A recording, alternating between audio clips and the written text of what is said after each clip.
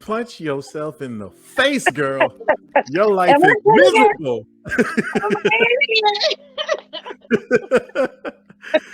She's Kanisha Buss, everybody. Kanisha, thank you for coming on the show. You're a ray of sunshine. I know we all been going through some shit because it's 2022. It's never ending. The world is like Tyler Perry is scripting everything. It's like ridiculous, but we are getting down. Good to see you.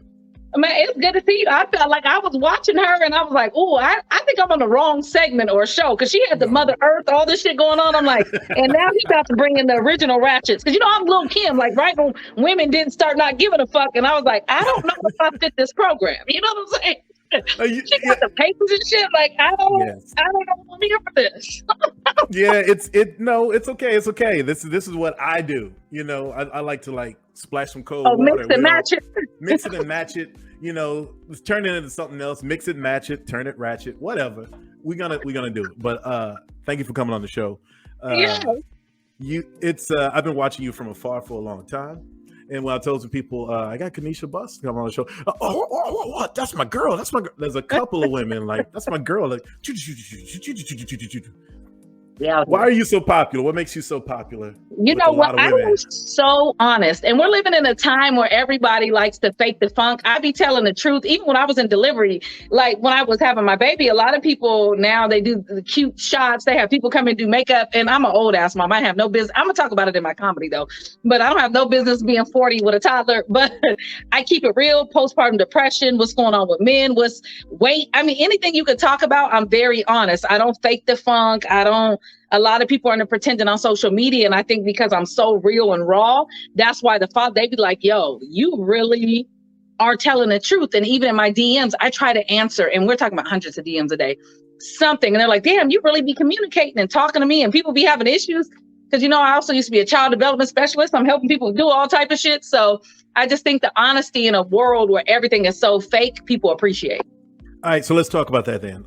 Coming out of child development specialist. Yes. Did you just find a bunch of comedy there? And what made you all of a sudden pick up a mic and get on stage? Well, actually in Seattle, we had the Comedy Spot ran by Anthony Tibbs. For 5 years, I did background work. So I've been on stage my whole life, hosting events, drama, theater, all these things. And my boyfriend at the time, he was really funny. So I started to manage him, get him going, and he dared me to get on stage. And after that dare, I fell in love. And he went back and told the Comedy Spot, they were like, look, next week you're doing 10 minutes. So be ready. So I sat and wrote all my sorority sisters. Everybody came out. They packed the place out. And after that, the rest is history. It just took off. I had a gift I didn't even know I had. So that's the dare. Well, one thing that's not mistakable, you have ample décolletage. Oh, yeah. Yeah, I guess we have a décolletage. And, that could be why I'm popular with some of the men because of this. And then I'm Yeah. You got that going on, and you 40 and you can still have toddlers, so that's tight. So it is. And no, sound like her. So I was like, is there any restrictions on the show before I get to talking? No, there are no restrictions. You here talking, you can say whatever you want. I don't give a shit, damn, fuck, motherfucker. I'll get it out the way. So whatever you want to say, go for it. Because you're a striking woman. You have great style. I like your haircut. You do have all them chesticles. Oh, well, thank you. You know, all my hair fell out from COVID, so I'm trying to work with it. But I'm bald-headed from COVID. But thank you. Did it? So are you saying that's a wig, or is it that you just growing No, it this back is my hair. So after I was sick for 6 months. I got oxygen tanks here, everything. All my hair fell out from COVID. A lot of people lost their hair because that's why I always had the big hair. Oh, it all fell out. I have bald patches. It's growing back, and I'm not gonna regrow it though. I feel like no. That's it. I think that's it. It's my look. It's my look. Yeah. So I like it. So, was there any humor in COVID? 6 months sounds terrible. I mean, I was miserable, especially a lot of the deathbed messages I got because everybody thought I was dying, including me. So those messages are hilarious. You get a lot of apologies when people think you're about to die. So I got a lot of shit, people from third grade coming back to man, I'm sorry. So people confessing shit I knew was the truth. I was like, you know what? I should almost die more often. You can get a lot of shit out of people with that. So were you looking for any shit from any people? No, not really. I was just focused on breathing. I couldn't breathe. So I really didn't care about anything else. I'm listening to the messages. But my focus was just trying to stay alive. So I really didn't care about none of this shit. All right, well, other than your hair, are you whole? I mean, I'm getting there. I still have a lung specialist, lung damage. I still have a lot of stuff going on. Steroids that blew me up. Hey, steroids make you gain weight like a month. I feel like I'm 15 that just got the Depo shot and came back after summer. Like, goddamn, like you know, when you went to high school, you could tell everybody who got the Depo shot over the summer, but like, yeah, bitch got 40 extra pounds. That's how I feel. I'm 60 pounds heavier than when I got out of the hospital. I was like, you know what? This is not working for me. But you got to do it. Are you worried about your presence on stage though? Like you still get on stage. I mean, you rock I started getting back on stage on February. I'd be out of breath, but they know. And if they don't, I'm gonna tell them. I've been headlining lately too, which is a lot of time for me on my lungs. So, but I just be up front. I just be, hey, y'all know I can't breathe. Like I said, I keep it real. I'm not gonna fake it. Like y'all motherfuckers lucky you seeing me. We almost didn't make it. So I need to take a breath break. Everybody take a drink while I get some oxygen. So that's just what it is. And we are very definitely happy to have Kanisha Buss here from LA. She's been tending to some stuff. From Seattle, Washington, Pacific Northwest. In LA. By way of Los Angeles. Yeah. Twin Peaks country. Seattle, Washington. Yeah. What was Seattle like growing up? I grew up in a different part of Seattle that most people don't know. Like my uncles, a lot of people don't know, we have a lot of strong Bay Area influences, and all of the gang members and Crips and drug activity all moved up to Washington. So my uncles ran the gang. So it was like initiation in my yard every Friday. Only cried when they beat up Charles. I was going to drive by, like all these things that people don't imagine for Seattle. I was like, there's two very Black places in Seattle, the Central District and the South End, and only a school and a bridge separates them. So I grew up in the heart of the chaos. So it's so funny when people think about, like, my high school had 3 white people in it. But everybody, when they talk about Seattle, they're like, oh my God, I didn't know any Black people were there. I was like, nah, we there. I lived on Martin Luther King in Seattle. And we all know about Martin Luther King, it's the most dangerous street in any city. So you better run. There's some crime going down no matter where you at in Martin Luther King Boulevard. It is. I mean, crime travels. People, the only thing I say about Seattle is it's so many opportunities. You don't gotta be on bullshit if you don't want to. So it makes me mad. I'm like, it's too many programs. But everybody gonna act a fool somewhere. So well, speaking of acting a fool, when did you know that you were funny, and what do you find funny now? Like today? I've always been funny, like middle school. When they do the what is that? When they go like funniest person awards and shit like that. I've always got the funniest person awards at the end of the school year. I've always been super outspoken. But what it was is we were super broke growing up. So I had to hide the fact that I didn't have the same fashion, especially because I was a part of the integration. So they sent all the Black kids out north and all the white kids out south. So I'm going out to school where people have money, all this type of stuff. So I had to make up for it in some way. So my personality always distracted from the fact that I was wearing almost the same thing every day and I didn't have any money. So I relied heavily to be a popular person on my personality. That's how the homecoming queen, homecoming princess, all these things, all off personality. Broke as hell. Because I remember I wore a fake Ben Davis shirt to school, and that shit was the worst day of my life. So you wearing these Gordon Gartrells to school. Like the fake shirt that Theo was wearing on Cosby Show. It is. You mentioned growing up, and like you seem to have sophista ratchet background. Yes, they call me Bouge Ghetto because I still remember when all the gangs were start like Trey 8 and South End Bound Bitches and all that. I'd be like, yeah, I don't want to be in a gang now. So I know everybody that's wild as hell, but then I always love going to school and I love which I know a lot of educated gang members, don't get it twisted, but I'm just saying like I can fit in both worlds, and so they used to call me Bouge Ghetto. Wait, you got a bit in your routine where you talk about your mom and how she hates black people. Well, no, okay, let's clarify that because you wild as fuck for saying it like that. No, it's a joke that I talk about. So my mom, I'm mixed, obviously, I'm a black woman, and my mother raised us as black women, and that's what I've always appreciated about her, because a lot of mixed kids come from all one white side of the family and then all one black side of the family. Well, my mom is the only white siblings, and the rest of her brothers have black dads. So it's already a different dynamic. So my mom and my grandma are literally the only white people in our entire family, because the rest of my mom's siblings are half black, like everybody's black but her. So I just do this joke that my mom got kids with all black kids but don't like black people, and it's a joke, trust me. My mom, when I was younger, told me, she was like, I was 9 years old when my mom said, I would rather get in a car full of 10 strange black men than one strange white man. And I was like, and if a white woman tell me that, I'm listening. Like, she be telling me, my mom is going to be like, there's these white people. And I'm like, well, I got to go with firsthand information. So that's what it is. So it's something funny to say. And when she's in the crowd and I perform that, she starts to heckle me. So it's a sight to see if my mom is in the crowd when I'm talking shit about her, because she don't give a fuck. She gets to yelling shit out. I'm like, all right, mom, goddamn, it's a joke. So what's that like as being biracial when it comes to humor and targeting your type of humor to a certain audience? Or do you just, you just let it rip from your own experiences? How does that work? The one thing I will say just from Seattle in general is being able to have, like, a lot of people can't fit in everywhere. And I feel like I can adjust and fit in wherever I'm at. I can get a show wherever. I can go do the most ritzy white people show. I can go to Crenshaw, where my father's from, actually Compton, and go do the most hood show. I can do anything. And I feel like having that dual background kind of helped me fit in a little bit, like, to everywhere, to adjust to everybody. What was the question? I'm drunk because I don't have my baby tonight. What'd you say?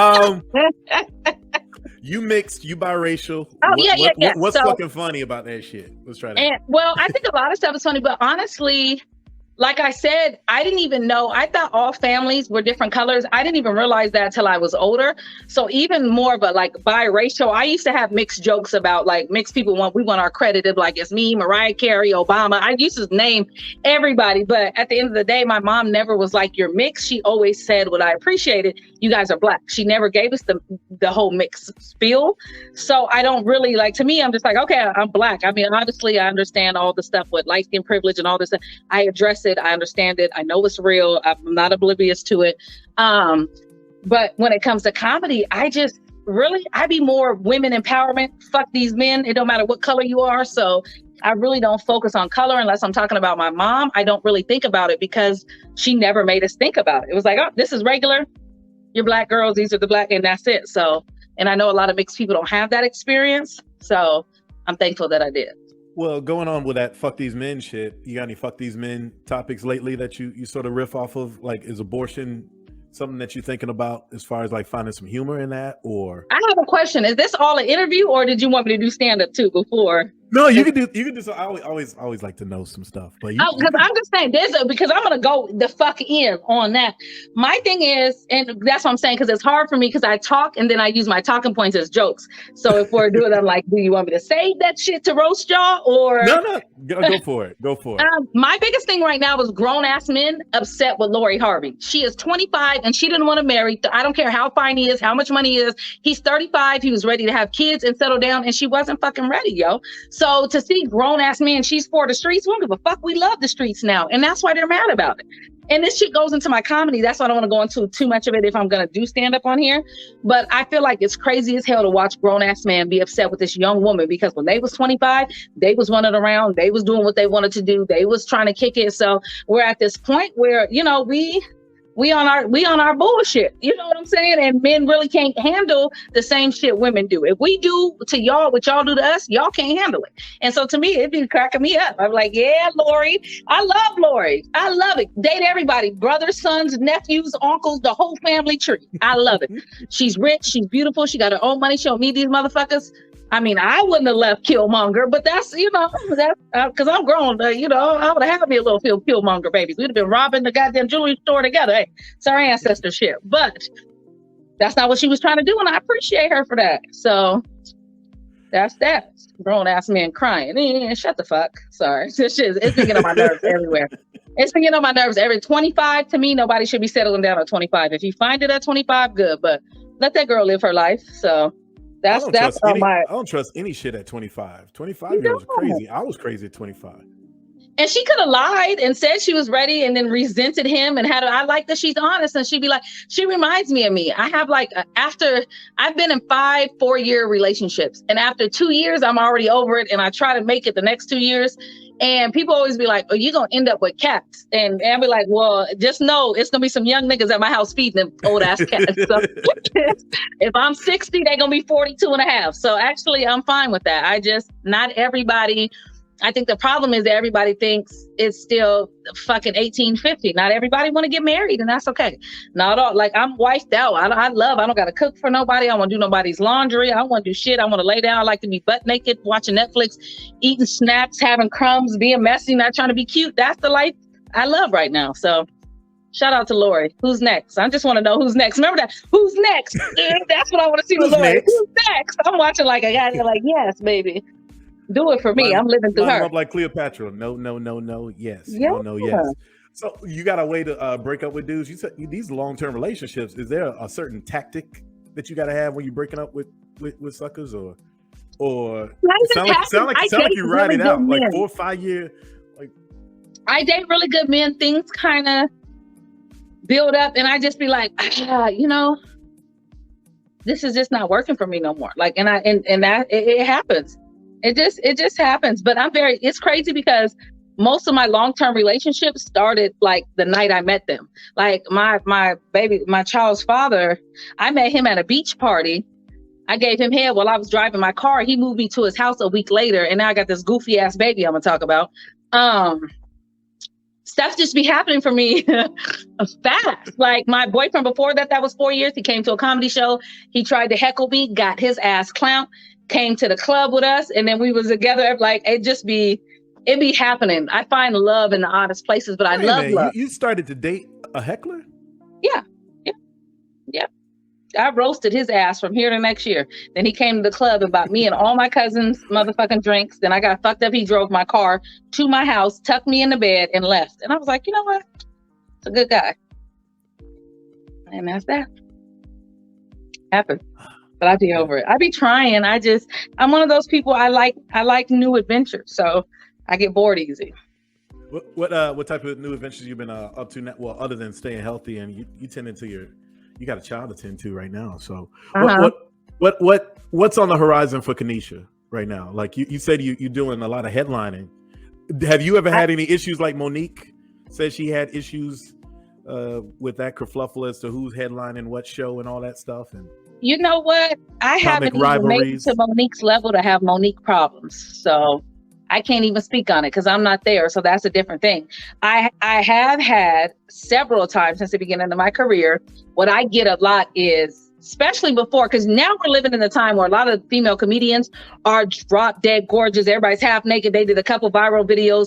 They're a comedian. I've been around for 15 years when you really had to get on stage every night and work, right? So when I would show up, I'd have my big old hair, my stilettos, my little outfits. I was 115 pounds lighter. And when I would get there, they would be like, are you funny or are you a model? I mean, they would clown the fuck out of me, and they would always put me up first. And they was mad, and I loved it. I got discredited for years by just being cute, but I would rip so hard. And when you have that first person rip and set the bar, now everybody got to match it. And a lot of times, especially back then when I was really raw and wild, they wasn't matching it. And I loved it. And they'd be like, yo, we didn't know you was going. So every time I get somewhere and they're like, all right, you're going up first, especially when it happens now, I'd be like, Oh, y'all don't know? Okay, go ahead, do it. Like, so for me, it's more of a challenge, but I know how they do women in the industry. You know what I'm saying? So, but I'm not nowhere near Monique to have Monique. She got so many accolades and so many things like that. So for something like that to happen, you're just like, I'm Monique. So, but I'm not there. So, shit, I don't know. I ain't no comment. Like that. It's all good. You're not there, but you are here. This is Kanisha Buss on the Shawn Show, and she's taking time out of her busy schedule, representing Seattle, Washington. She's in LA though right now, and looking good and fine, and wearing. I really like the short hair. The short hair really works. Thank you. You know what? Tragedy always begets new things. Yes, does that make right? No, kind of sound like the sister with the paintings. Well, I come from a hair family, and I usually like nice haircuts and shit like that. Oh, okay. Young barber. Young barber. Well, not young. I'm older than you. I'm 45. So. Okay. Same generation-ish. No, you X. You get X. You get X. Your boyfriend, is he younger? Is he older? Excuse me, I'm single. And what was next? No, we got my game. Whoever's watching. All right. So, what you looking for? What you like? I'm not looking for shit, and I like men. I don't have a type. I like you do have to work. I don't play that shit. You do have to have a job. I like people. I usually date men that are younger than me. My daughter's father's 10 years younger than me. Everybody's been younger than me. Young boys. Oh yeah. You know what it is? I'm immature. I'm like every day I'm like, yeah, what is maturity? Like, because when you're younger, you think the older you get, you think you're supposed to get more mature. And every day I'm like, well, maybe this is just me. Like I'm just immature me with more responsibilities. So I handle the shit I'm supposed to, but I'm 17 and a half and every day. So I was gonna say boys. I be having these young men, like, I'm like, you want to go to the beach? I'll go pick them up 3 a.m. and we'll be swimming in Venice Beach 3 a.m. I have my little candles, like to get them drunk. I'll be making food and shit. We be hanging out at the house. Like, I like adventure. I like people that can be spontaneous, and that like to laugh, have a good time. If you like battle rap, that's even better because I be sitting and watching battle rap all day. Gotta like Bone Thugs and Harmony or Sarap. Mo thugs. I named my daughter after them. It's serious. Wait, what? Yeah, we'll talk about it in my jokes. Yeah, Kalina, I got kicked out of school for fighting over Bone Thugs and Harmony. Okay, they had Crazy Bone surprise me on the radio because I was at Foxhole for a long time, and I cried and called my mama on the phone, and she was like, "Yeah, I had to pick my daughter up from school because she beat people up over you." So I was a wild one. So, but men, you just have to be ready to have a good time and not be and just. I like all type of men. I don't have a type. So this good energy and good personality is enough for me. And you got to work because I don't play that.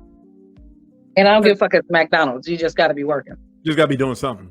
And you got to be doing something and have some. I do well with ambition and what is it? Potential and things like that. I'm fine with that. So with that said, what kind of, you have some material you could share with us a little bit? Yeah, you don't go, do you have some material you can share with us? Because then it's weird, it's on the spot. It's like I know. And you like tell a joke. You say, that's hey, do you want me to tell I some didn't know jokes? you was asking me questions. I was gonna ask you questions. This is a Shawn Show. I always got questions. So do you do, that's what I was trying to clarify, because I was like, every question you have, I actually have a set on. So I didn't know if you wanted me to do the set while we were in the questions or try to answer, hold back and rewind. That's why I was like, I should have got some clarity before that. No, it's my fault. I was doing a little Letterman thing where he would like ask a real question, but it would lead into Everybody see it real life. I got this at a garage sale one day. It looks good. It works. Why they sold this shit? Just like, but you be off with the camera, like, yo, box out. You didn't do the fake backdrop though. I kind of like that. I like that. Well, that's because I don't even know how to work that shit. I'm not good with technology. So we get what we get and you don't throw a fit is what I used to tell my students. Oh, apparently I'm not good with technology either because my computer just called me a nigga tonight and kicked me off. Wow. Well, if you drive over here in Los Angeles, we have a street called La Cienega and every GPS goes La Cienega. And we be like, yo, this is wild as shit.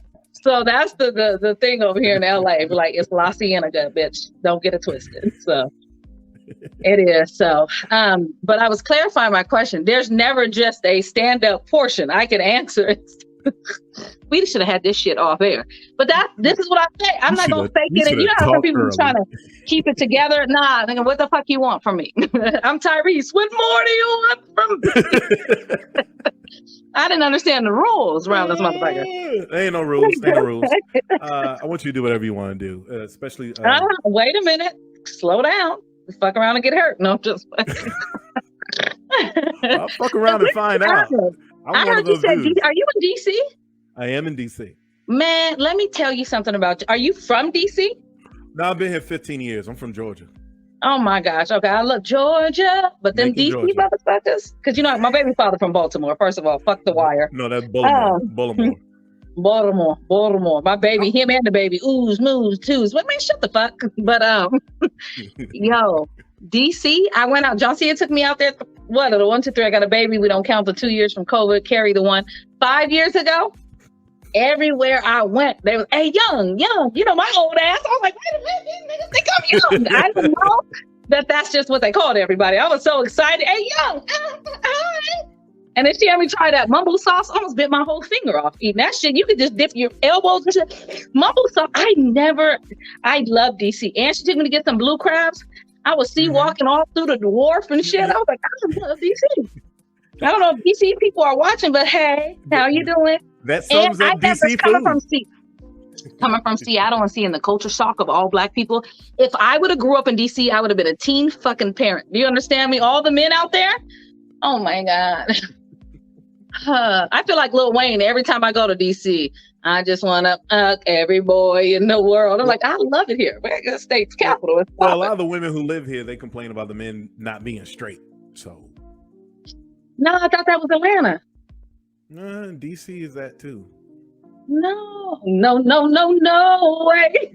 You know, that's actually everywhere now. This is the bullshit. I'm about to just start socking niggas in the throat. Yeah, I saw the BET Awards and there were like 50 niggas with dresses on, but that's another story. But you know, it's wild as fuck. Yeah, I'm not trying to get canceled this early in my career, so I know. I can say the shit because, you know, I ain't trying to date. Because you don't give a fuck. I don't give a shit. You know, if I come. It's like, Kanisha Buss, everybody. Where you get them plus size dresses from? My nigga, I need one. Show me what you was at Rainbow Plus. Let me know. I hate that too. I'm like, how y'all look? I hate it too because they be looking better than me. I'm like, so you just out here with no bra on? They be dancing. I used to hate to get out danced by a dude back in the day. And I'm like, so y'all just gonna outdress me now too? Y'all done got everything BBLs. I can't even pay for that shit.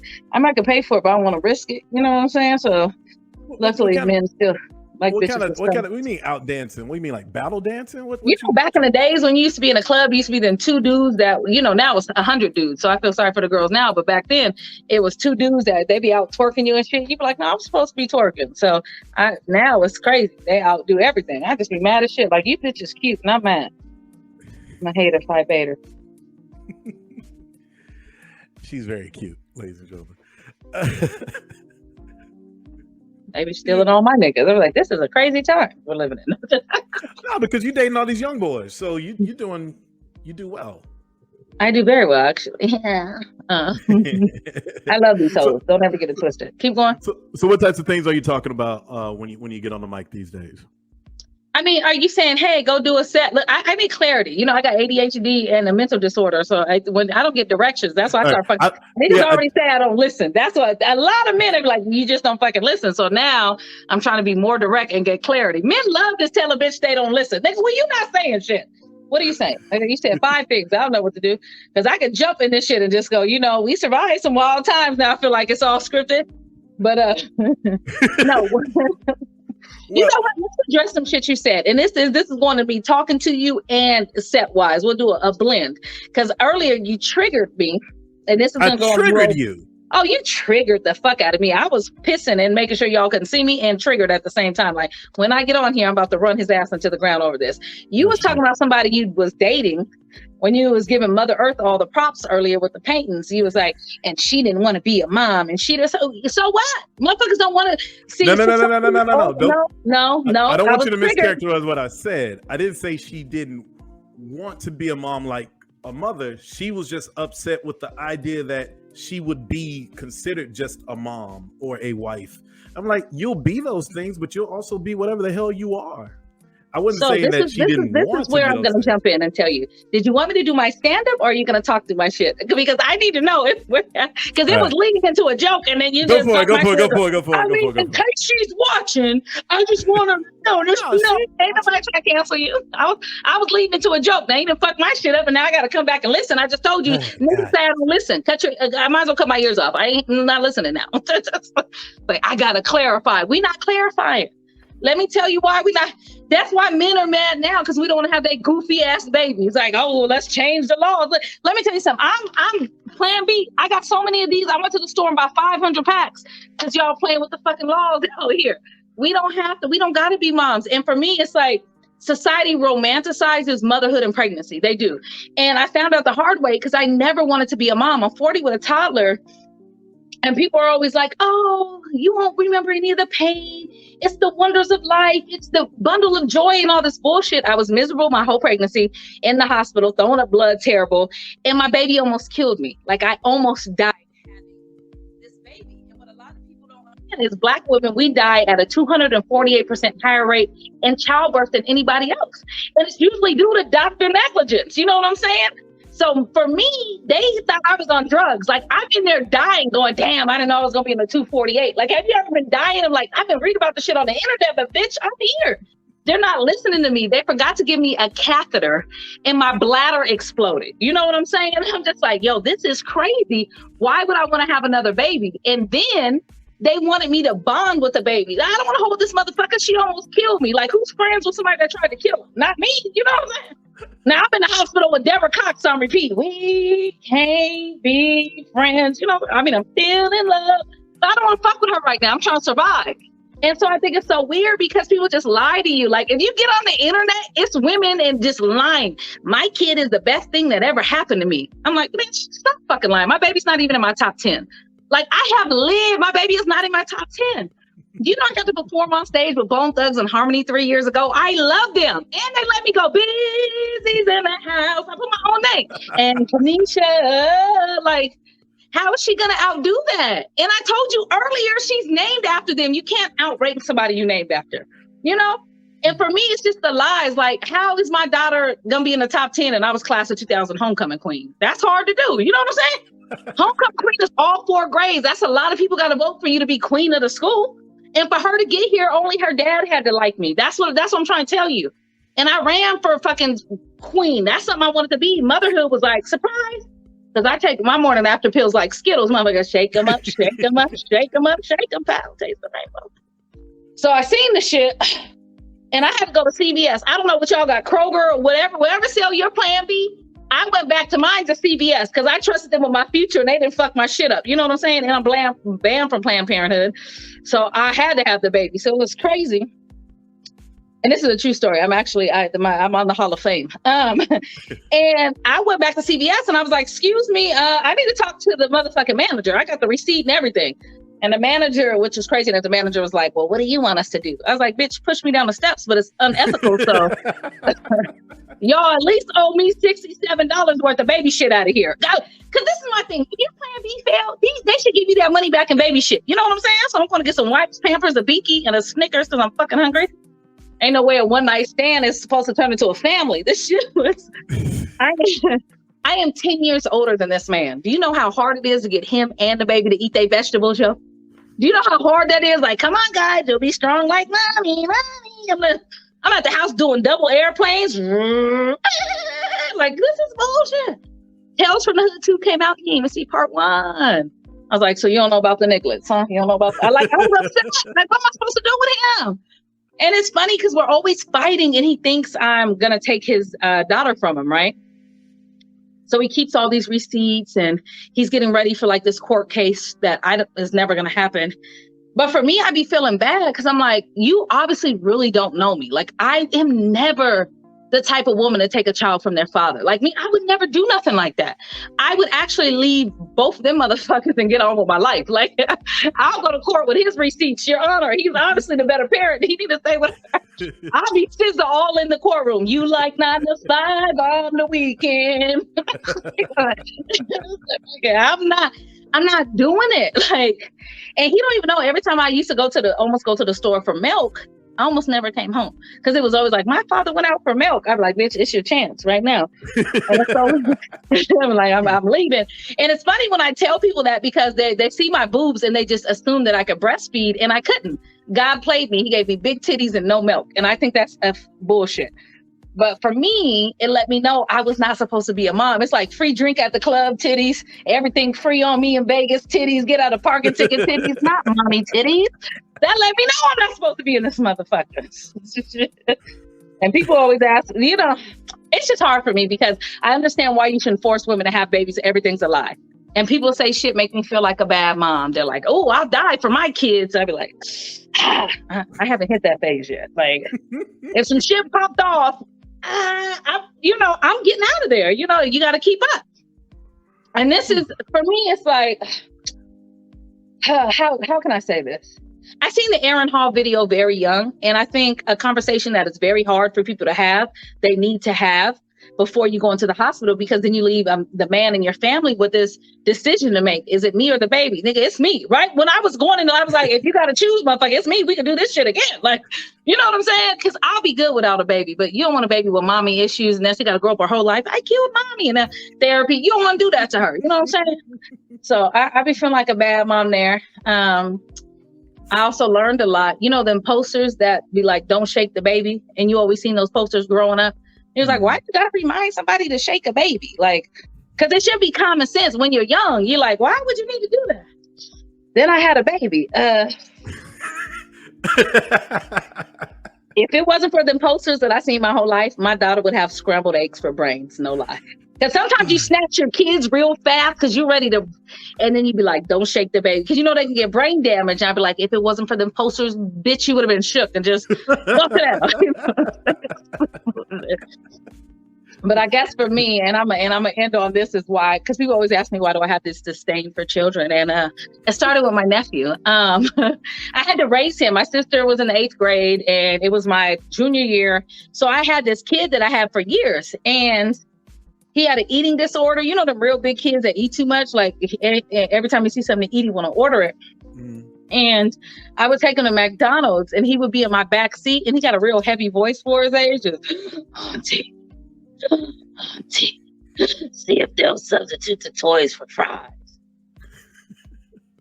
I be want to punch him in his face because he does stuff to make me mad. He took us. I was sending him to school on picture day in a white t-shirt, and this motherfucker, I get the pictures back. He took a black marker and wrote "Subway No Way" on the damn shirt, and on the back it said "Jared's a bitch." I was like, he's crazy. And most kids come home from school, they want to watch what, like SpongeBob, right? Who lives on that pineapple? Not him.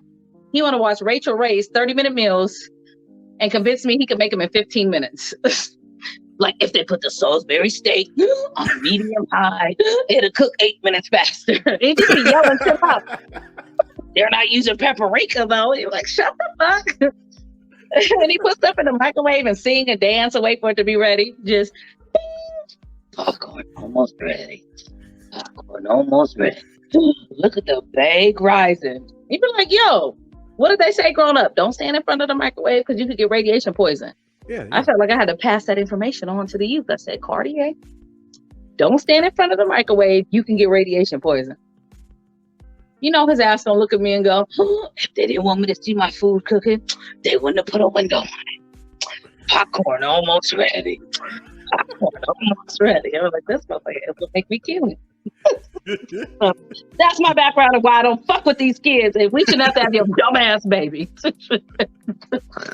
Damn. Tired of these kids. I'm so mad. Sorry, not sorry that I triggered the funny and talented Kanisha Buss.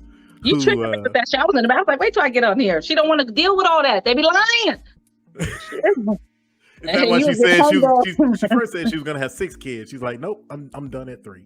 Man, I was having none and I got 1 and I'm upset. And I know she's upset. I know one of them kids and fucked up one of them art pieces. I know they got some paint or some textiles, all type of shit. I know they did. I was looking at all that shit going, I wonder how much shit them kids fucked up in that house. Scratched that acrylic and shit. Yeah. Yeah. She was like, we be having big parties. I was like, I know them kids are sneaking liquor. Why y'all not looking? I know my mom had parties. I know what the fuck is going on. I don't care if you 4 or 5. I was sipping some Courvoisier. Okay. Was your mom one of those cigarette smoking, dangling moms or parents? No, she didn't have no cigarette. My mom was a full-blown alcoholic. She drank through her entire pregnancy with me. My first drink was umbilical cord and vodka on the rocks. It's fucked up. I'm a survivor of alcohol fetal syndrome, and my mom gonna go, we didn't know in the 80s that you couldn't drink while you was pregnant. That's what my mom would tell you too. She don't give a fuck. I'm telling you, I was in there getting lit as fuck as a kid, squeezing my umbilical cord to get drunk, like your shit. People, and I should go to Jack in the Box after this. You know what I'm saying? And it's funny because when I do a lot of stuff, when I talk about alcohol fetal syndrome, and matter of fact, I don't want anybody to feel bad for me. I was born underweight, now I'm overweight. A bitch is a survivor. Keep donating to St. Jude's though, because they really do good work. But people always ask me in interviews, they're like, "Are you upset with your mom?" And I'm like, "No, only thing I'd be mad about is my tolerance is so high, so it costs me a lot of money to get drunk. So I'm mad about that." And then I don't even care about living in a bubble and everything. I feel like I got my mom back though, because my original due date was April 4th and I didn't come out till May 10th. Because back in the day, they didn't induce labor. So my mom carried me for almost 12 months, because literally you're pregnant for, they say 9 months, but it's 10 months, but I was 11 months, if you know the schedule. So my mom almost carried me for a year. So people always ask me, they're like, "Well, why do you think you stayed in so long?" And I'm always like, when the fuck have you ever left the party early and they were still serving free drinks? But I don't know when I come out. Like, when I get out, she tried to hand me a bottle. Like, bitch, you better pour some liquor in this shit and stop running from the nurses, because now I was going through withdrawals. This shit is crazy. So it's what was the question? This is my mother's fault. I'm still drunk. 30. I was about to lie and say 30 years ago. Bitch, you 40. That shit is a hard reality. Day after day. First generations of ancient grandmothers. That's me. What'd you say? I ain't say nothing. I'm trying not to cry while I laugh, because it messes up shit. It ain't a good look. But I've seen people in your audiences. I actually saw Kevin Hart break down, cracking up too. How is that to have like superstars love your shit? Or do they steal from your shit? It really don't feel no different than anybody else. As a person of comedy, like comedians, we love comedy. So we can see things differently. So we're there to laugh. It means more to me when the motherfucker that been like this all night starts laughing, or the person that came in tight. Because comedians, we come in open, ready to laugh. So, I mean, it's dope. Like, oh, I got them laughing. But my focus be the motherfuckers that just be tight all night. I hate when y'all come out too. Stay your dumb ass home. Like, who come to a comedy club to be, that shit wear me out. So, and then like, yeah. And especially when I get a lot of men that even I think it's goofy, because they always say, "Well, women comedians aren't funny. We're fucking hysterical." But they go, I normally don't laugh at women, but you made me laugh. Like, okay, that's cool.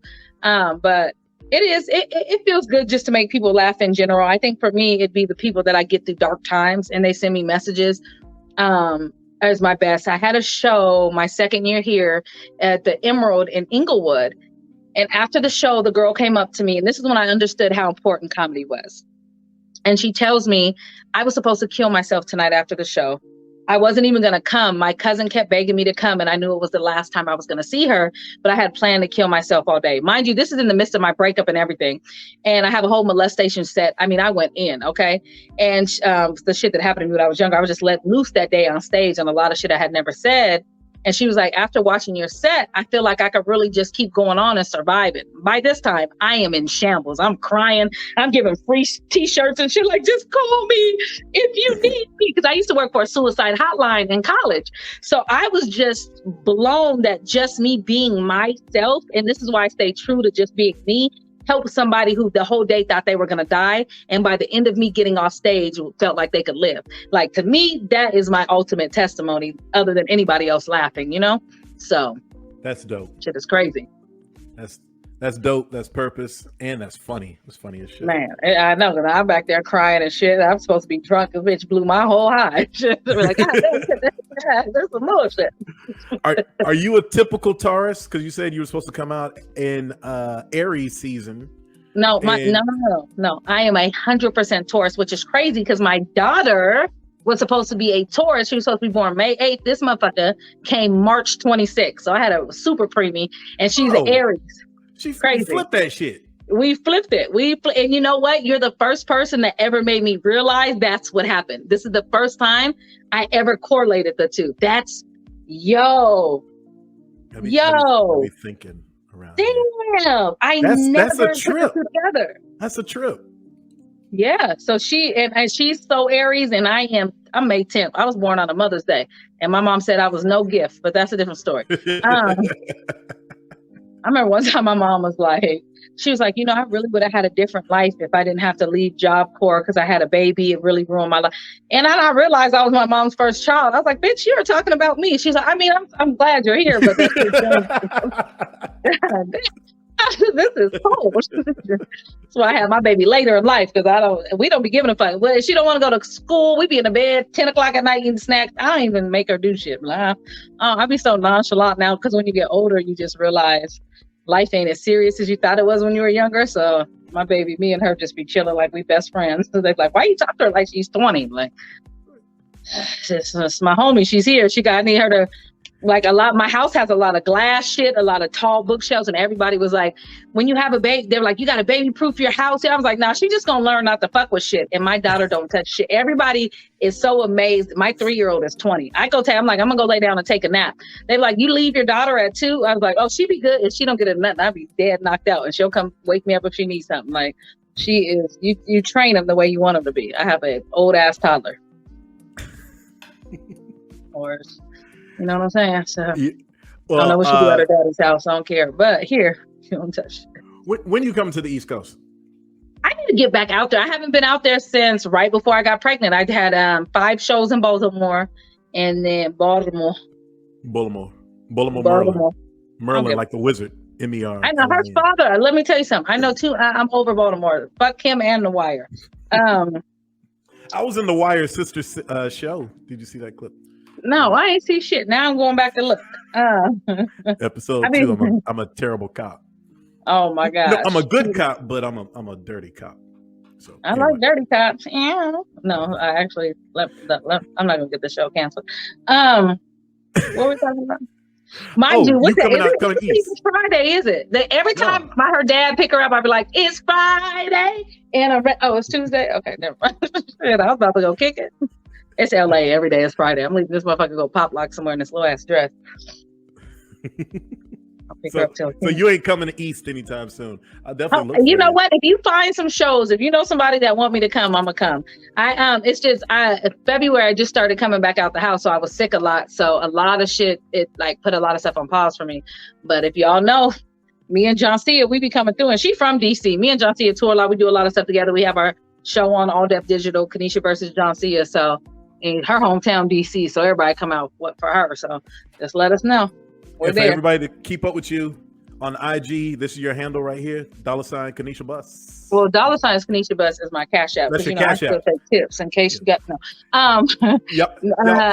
Y'all definitely tip her. I'm gonna Venmo her because I don't Cash App. I had a homeless person steal my phone, and I had just set it to not have the screen lock on it, and someone stole my phone. I found it later, and I had to cancel everything. So I don't do. The phone is worse than losing your phone. Is worse than losing your baby. Life. Honestly, it's worse than losing your baby. Hey, I know you think that's crazy, but on the news, because parents be leaving their kids in the back seat with their freaking the car windows, and they be dying and shit. On the news, it said, so that you don't forget your kid, leave something important like your cell phone or laptop in the back. And I'm like, so the baby is not enough. Yeah.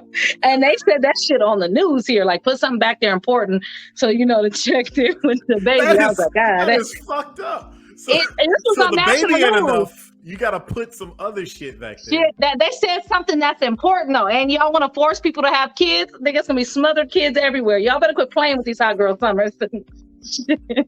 hot car summers. It's not funny, but it's real. That shit.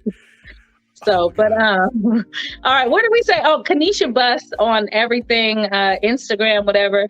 If there's any gentleman callers, or I like women when I get drunk. I'm a trans drinker. If y'all are in here, I created my own OnlyFans, because OnlyFans people can't really do what they want to do. Well, they can, but I don't like my information out like that. So my shit come with an NDA, an ID. I'm gonna need your college credits. I be doing the most, but we be having fun. So I started my own business. So what the hell you be doing on this OnlyFans? What's up on this OnlyFans? You gotta go to my DM to find out. It's live though, and I'm not on OnlyFans. I created a whole business on the side off of it, and people be asking me shit like I'll start. It's only been a month, but it is popping. And every time people ask me about it, I just be like, "What would you do if your son was at home crying all alone on the bedroom floor?" Just start singing "City Yacht." Shit, I got a baby. It's a fucking pandemic. The shit is shut down. So if motherfuckers want to see me pour hot wax on my breast for $200, that's what I do, and I sell it very well. Look at that's what I'm saying. If you got ass, you got cash. No, just ladies, don't be broke out here. This gas is too high. I be at the gas station fucking waiting for Mexicans to drive by, like, "Ay, papi," because they'll come. So you go to the club, dude. You ain't gonna have no room in their car though. In what car? In a Mexican's car. They'll build you a car out of anything: 2 street lamps, a pack of bologna, and a cigarette lighter. They'll make you a car at the gas station. This is where you and me hide. Like, well, what is this for? So you don't worry about that. That's weird. Ass cash. Yes, Katie. Ass cash. Yeah. Hey, no woman should ever be broke. It's always a way. Okay, all my life. I always believe that too. No woman should be broke. Yeah. No, not. It's too much technology. It's too much. I don't even think women should be on the street hoeing no more. Baby, get on OnlyFans. You don't even got to give that man none of your money. Just go get your shit. It's a lot of porn stars stopped and went over to OnlyFans. It's like, it's so much more money and less to work. It's just me. I ain't even got to deal with none of these Wesley Pipe. None of that. It's just me. So it's live. I ain't mad at it. Get your money. Don't be mad at it. And I got $1 million NDA on everybody so I have their ID, whatever. Everybody's thing is special coded for them. So if anything leaks, I know who it is. And when I say we're going to court, my sorority sister own a whole law firm, and I'll get money out of your paycheck till you die. So do it if you want to. So fuck around and find out is what Kanisha's saying. But every time. Just follow the NDA. And definitely hook her up. She's entertained us tonight. Hook her up with a CashApp. $ Kanisha Buss. Follow her on IG at KanishaBuss. Is that right? At KanishaBuss. Yes, come through and watch my reels because they're monetized, so I get 3 cents every time you want to. Yes, the reels are hilarious. She's fucking hilarious. She did a very cavalier titty joke the other day that I saw. It was kind of funny. So that's hilarious. That's a source of income in itself. It is. Are you going to write any books or anything like that? You ever thought about writing? Yes, I'm almost done with my book 40 Days of COVID, which started, I didn't know I was going to be a long hauler. So I have so many other stuff. So now it's a 2-part series, but I'm almost done with the first one, which accounts for the whole 40 days of craziness. And then I used to write children's books and stuff. It's so many things I need to get back into, especially this vegan cookbook. I'm a side vegan chef, but I hate cooking for people. So people be asking me to do orders and I say no.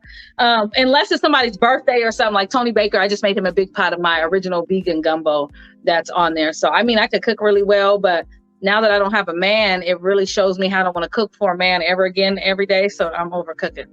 That's just what it is. I don't want to cook for nobody, but you think brothers expect you to cook every day? You think brothers expect you to cook every day? No, that's the type of woman I am though. Like I like that's I'm very domestic. I don't fuck these niggas, but I'm very domesticated when I'm not on that. So for me, yes, having the little foot rubs and all that type of shit, that's why I'm over relationships, because I serve, you know what I'm saying? I mean, if they're acting right. Now I know goofy ass motherfuckers that do what they supposed to, they get all that back in return, and I'm tired of, I don't want to do nobody else's laundry. Motherfuckers don't have to, I'm just over it. So I'm wiped out. Done it for 20 years. So that's it. What else were we saying? Yeah. Everything is Kanisha Buss. Follow me everywhere. YouTube. Everything. Kanisha Buss, one N, and not like her other sisters who also have K's for their names. And that's where I found out about the KKK joke. Oh yeah. It's my whole family from everything. So it sounds like you want me to say the joke. Just raise your eyebrows twice. No. So the crazy part about that joke is, I always said, because we went back, we talked about my mom, and I was just saying, like, when everything was going on, I realized that I was like, I don't know if my mom liked black people all the way, because she named me and my sisters Kanisha, Kiana, and Kiera. I was like, oh look, bitch, you named us the KKK. Like, and I try to ask her every time I ask her about it, she does that white woman laugh, like. And she goes makes a fucking casserole. I'm like, yo, bitch, you gonna make a casserole in the middle of my discovery? I don't know if you ever had a white woman casserole. This shit is fantastic. So, except for the carrots. Black people, we don't like warm carrots. Look at the end of our chicken noodle soup. Like, we eat everything but warm carrots. But other than that, I'll do warm carrots in a stew, but I thought white people's casserole was terrible. Nah, my mom's, man, let me tell you something. That green bean casserole, see, that's when my white side kick in. I got a few little things to remind people like, I love green bean casserole. Tuna casserole. My mom make a tater tot casserole that'll blow your socks off.